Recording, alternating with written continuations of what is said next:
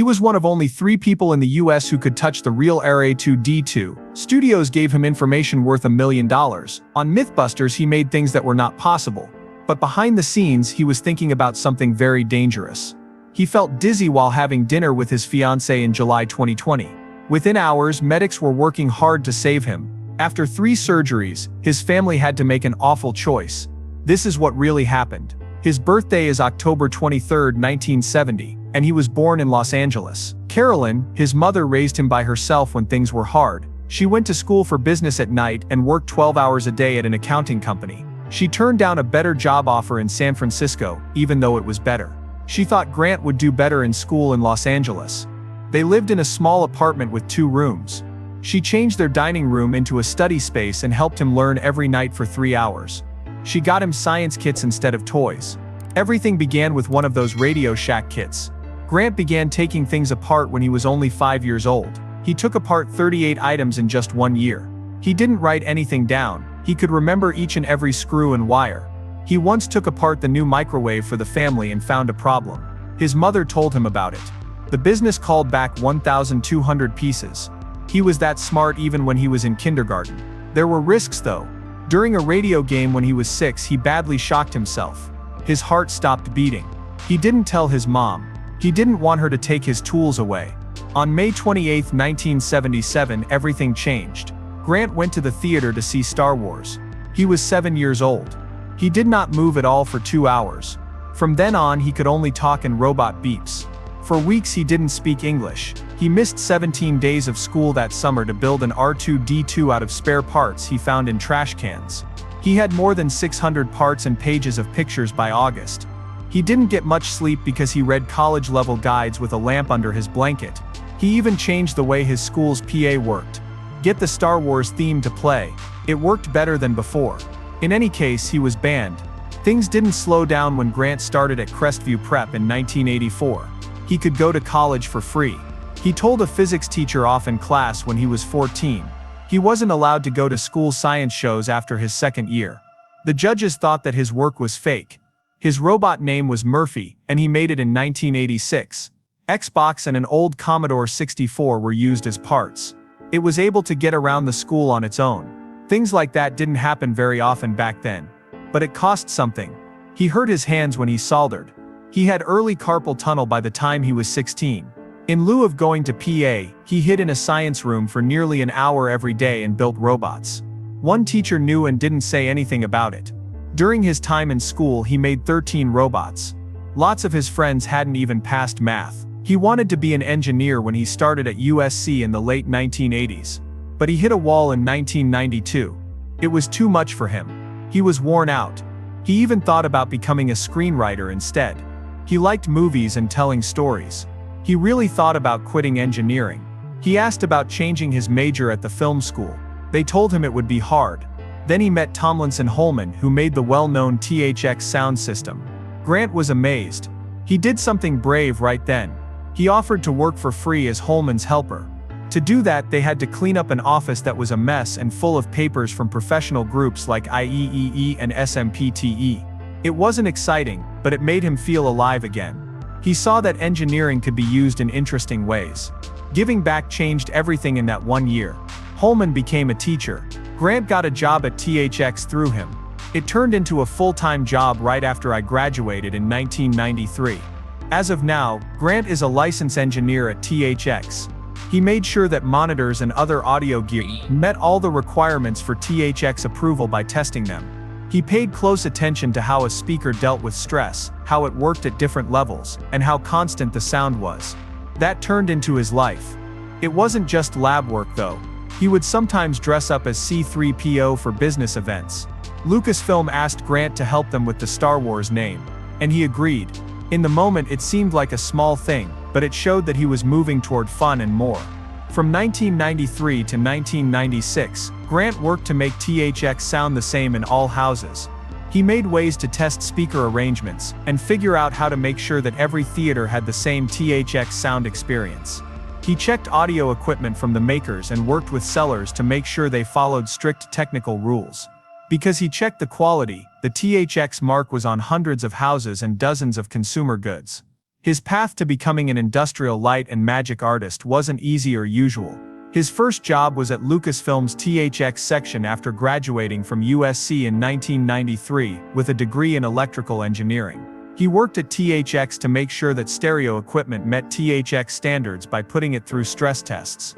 He wasn't going to stay there though. He did something brave in 1996 when he switched to ILM's model shop. Everything changed after that step. He wasn't hired just to mess around with models. There was something special about Grant when he came in.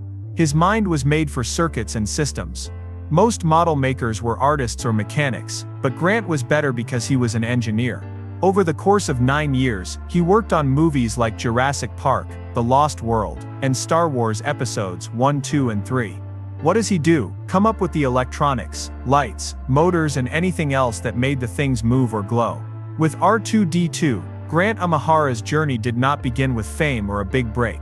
In the middle of the 1990s, it started in the quiet tech-filled rooms of Skywalker Ranch. At the time, Grant was just a skilled mechanic who worked with Lucasfilm's storage team in the background.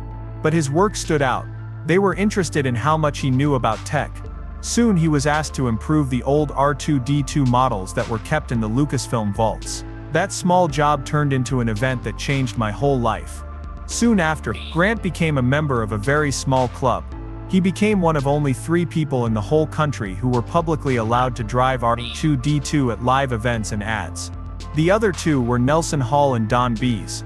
When the droid didn't work, the 3 of them would step in and fix things, even on big projects like Star Wars Episode 1. When problems came up on the London set, Rick McCallum, a director for Lucasfilm, went straight to them. Not just any technicians, but ILM technicians were to build a new R2-D2 from scratch. Grant was in the middle of it all. The Phantom Menace was fully made by 1999, and Grant was in charge of rebuilding the droid from scratch. The older R2-D2s always had problems. They got stuck on tracks, got too hot, and broke down in the middle of takes. Grant's ideas were smart and easy to understand. The little wheels were changed out for bigger ones that worked better on flat floors. So he could move around better, he added a motor from an electric scooter.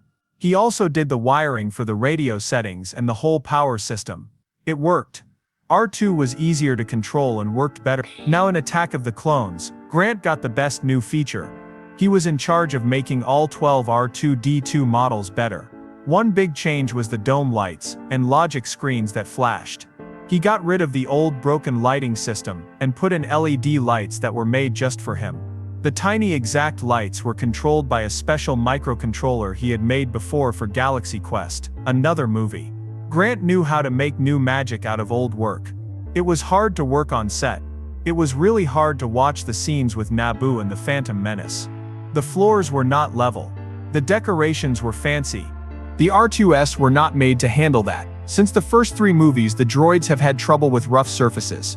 The drive belts would sometimes get stuck when salt was used to look like snow. Because of that, Grant's job was more important than ever. Before the second show, McCallum said that all of the R2 units needed to be completely fixed up. That job was given to Grant to do first. Nelson Hall fixed up the paint job and the way it looked, including making R2's signature blue color look good again. Grant wasn't just a guy in the background. McCallum gave Grant even more work to do when shooting for Attack of the Clones began in Sydney. He controlled R2 on set and also kept an eye on Anthony Daniels, who was playing C-3PO. It showed how much the team believed in his skills. Grant kept building when he wasn't working. In 2000, he got together with some ILM friends, including Adam Savage and Fawn Davis, to make their own R2-D2s. They worked with the real thing, but they never copied any official parts. Because they loved the brand so much, they made each piece by hand from scratch. Grant stood out because he was determined to do things the right way. It was not just about being a fan. It had to do with honesty. The mechanical things he did after that only got better. He helped make quick change battery packs for R2 for Episode 2. Something big was fixed by these new packs. The old batteries were bulky, took a long time to charge, and didn't always work. It was possible for R2 to stay on set longer thanks to the quick swap packs. It was a huge win. Even after Star Wars, Grant stayed close to R2. He made an exact copy of the original, even down to the strange design feature inside the dome. It was bubblegum glue that looked messy but was right. People wouldn't even notice the things he paid attention to. Grant was more than just an engineer who worked behind the scenes. His job title as an R2 mechanic was given to only 3 people by Lucasfilm. The people in charge called him by name when something went wrong. In episode 2, he oversaw the whole update of the electronics while his partner fixed up R2's looks. One of those tasks was fixing the wrong shade of blue from the first show. It was all about the details. Grant's fame had grown quickly by 1999. He was given the job of chief model maker for Galaxy Quest. He was in charge of one of ILM's most well-known model-making projects just 3 years after starting the company. He used circuit boards to make light systems for the NSEA Protector spaceship that made the effects look real and shine. Finally, his mechanical skills met movie magic, and he was the only one who could make them work together. He still had to prove himself. He made a robot called Deadblow on the side, and took part in the Comedy Central show BattleBots. The robot fought 17 times and won 10 times. That little machine helped his work become toys, a following, and even a 2003 book called Kickin' Bot. Grant made a name for himself in fields other than movies and robots. He knew how to take his ideas outside of the company. He helped bring the Energizer Bunny back to life in 2008. It was one of the most famous animals of all time. To make the animatronics better for the company, Grant made them from scratch. He made computer boards with radio buttons and 8-bit chips. The bunnies could play their drums, move their arms, and spin their drumsticks whenever they were told to. To show that Energizer meant what they said, each one had 44 AA batteries inside. They said keeps going and going. Grant did more than just plan the processes. During film shoots, he took care of the bunnies himself. It wasn't just a cool tech trick. It proved that Grant could use his skills in any part of the entertainment business. He brought accuracy, creativity, and consistency to everything from hit movies to TV robot fights and even battery ads. He did more than just build models. He was figuring things out. He was making things better. Someone or something happened on MythBusters in 2005. The build team lost Scotty Chapman, but they got Grant Imahara, who is even better. He wasn't just a substitute, he changed everything. Grant was smart and had worked for years at Lucasfilm's Industrial Light and Magic. He had a degree in electrical engineering from USC. He was also not new to the team. He had worked with Adam Savage and Tori Belleci before, and in the BattleBots scene he ran into Jamie Heenman.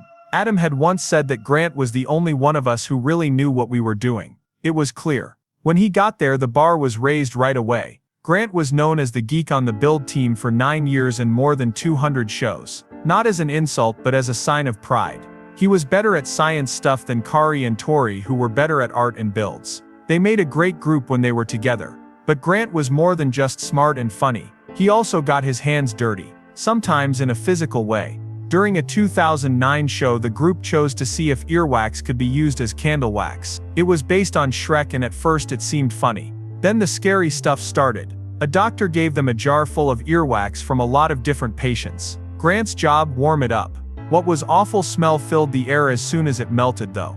The wax had germs on it. It smelled really bad. Grant was choking all the time. The picture caught the moment and Grant had to leave the set. He said it was the grossest thing I've ever done in my life, even after all these years. But Grant always went back to what he loved: robots, even when things got messy or dangerous. He used to be on BattleBots with a robot named Deadblow. It was fast and had a hammer that hit hard and quickly. That Blendo was made by Jamie and Adam, not him. Blendo was an evil robot that spun around and was so strong that it was banned after only 2 fights. In other ways though, Grant left his mark. He made a talking robot skeleton for the Late Late Show with Craig Ferguson in 2010 while he was still on MythBusters. A lot of people liked the skeleton. Grant stayed busy after he quit MythBusters in 2014. A robot project called Stickman was made with his help at Disney. In the end, it turned into the Stuntronics robots, which are the ones that float in the air at Disney parks. But Grant's favorite job wasn't making things for TV or rides. He spent months making a robot Baby Yoda before he died in 2020. He didn't do it for money or fame, but to visit kids in hospitals and make them smile. Grant also had close calls on set, some of which were much more dangerous than having to deal with earwax. The team made a flying guillotine in a show from 2011. This is a tool from old Chinese stories. Grant was in charge. The machine suddenly went off while it was being loaded. As Grant stood in front of it, it was almost fully armed with blades drawn. Only his stomach was not cut by the blade. It went through his shoe. When he worked with it after that, he always wore a thick leather apron. It made him think of how dangerous the show could be. MythBusters was often fun and interesting, but it also came too close to being dangerous at times. Grant was well known for his roles in movies, but he kept his personal life quiet. He was seeing costume designer Jennifer Newman for a long time. On December 7, 2016, Grant asked her to marry him while she was at a surprise birthday party. There were 1.56 carats in the old ring, which cost him about $20,000.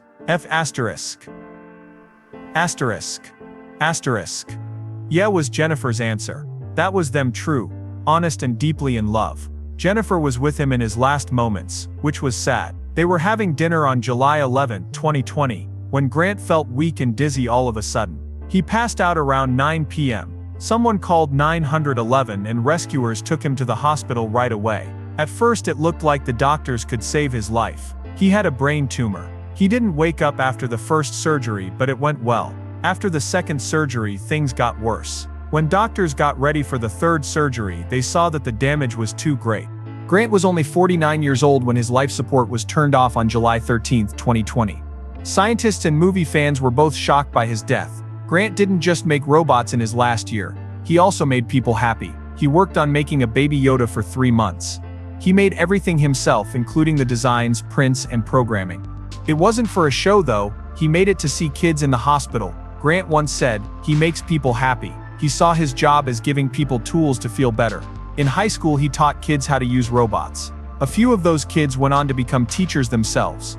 His effect keeps getting bigger. Grant was proud of the fact that he was Japanese American. He was born in Los Angeles on October 23, 1970, and his mom Carolyn raised him. The word for his given name in Japanese is Mesaru, which means war. It looked good on him. His background affected the way he worked. He was exact, careful, and quietly strong. In 2005, he joined MythBusters and did more than just bust myths. He also showed Asian Americans that they could be engineers, creators, and TV stars. He made changes to R2-D2 and the Energizer Bunny. Everywhere he went, he opened doors. Fans were shocked when Grant quit MythBusters in 2014. He worked on the build team with Kari Byron and Tori Bellasi for 9 years. But behind the scenes, things changed. Discovery Channel had to cut costs. The builders were to be paid less and have less computer time. The team didn't give up. They turned down the deal. They were fired after the 2014 season. Later, Adam Savage and Jamie Hyneman said they didn't agree with the choice. He thought it was a bad move. Fans thought the same thing. The show lost its heart without the build team. Ratings went down. After 2 seasons, it was over. The show lost everything because of that choice. Grant didn't give up though. He worked with Kari and Tori again in 2016 on a new Netflix show called White Rabbit Project. It came out on December 9th. They talked about crazy things like breaking out of jail, having superpowers, heists, and even weird weapons. There were 6 things to talk about in each show. They made things, put them to the test, and then ranked the results. Fans loved how lively it was. The team still worked well together. But Netflix stopped making it after 1 season. Some people said it cost too much to build. Some people thought it went too fast. Grant felt let down. He thought it would be fun to keep teaching science. Following that was something truly unique. Grant showed off his Baby Yoda robot in March 2020. It wasn't a toy though, it looked like a real person. All of it did was blink, move, tilt, and so on. After seeing The Mandalorian, he built it in just 3 months. He planned every part, had them printed, and programmed the whole thing.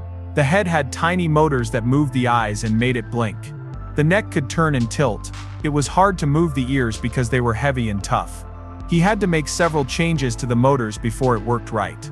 He worked with Lauren Markland, who makes props, to make the skin. She painted on paint and then added each tiny hair one by one. It took days. But Grant had a plan.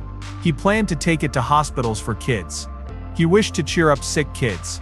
That was the type of person he was. One more big thing though. In 2017, Grant sent out an odd tweet. He said that he was worked on a secret project with Disney. Fans were interested. In 2018, the story came out. Grant helped Disney come up with a new character called Stickman. It was a robot that could flip through the air like a real trick act. It seemed easy from the outside, but it was great on the inside. After a few months, Disney showed the next one, which was called Stuntronics. These robots were able to fly, turn, and land safely. Grant helped them figure out how to stay even. It was possible because of his robot skills. This wasn't a cool one-time thing either.